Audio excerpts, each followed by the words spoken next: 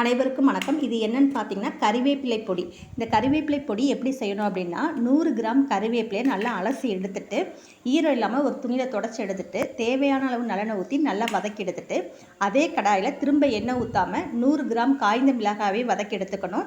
அதுக்கப்புறம் பார்த்தீங்கன்னா 100 கிராம் கருப்பு எள்ளு, 100 கிராம் நிலக்கடலை, 200 கிராம் உளுந்து, இது எல்லாத்தையுமே வெறும் கடாயில் வதக்கி எடுத்துக்கணும். அதுக்கப்புறம் 10 கிராம் மல்லி, 10 கிராம் ஜீரகம், 10 கிராம் மிளகு, இதையும் நல்லா அதே கடாயில் வறுத்து எடுத்துட்டு 10 கிராம் அளவுக்கு பெருங்காயத்தையும் சேர்த்து வதக்கி எடுத்துக்கணும்.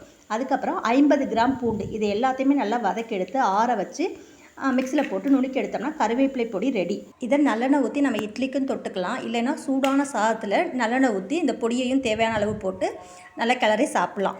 இதோட நன்மைகள் என்னென்னு பார்த்தீங்கன்னா செரிமானத்தை மேம்படுத்துறதுக்கு உதவுது, கல்லீரல் ஆரோக்கியத்துக்கு மிகவும் நல்லது, பாக்டீரியா தொற்றுகளுக்கு எதிராக போராடுது, எலும்புகளை வலுப்படுத்த உதவுது, முடி வளர்ச்சி மற்றும் கண் பார்வை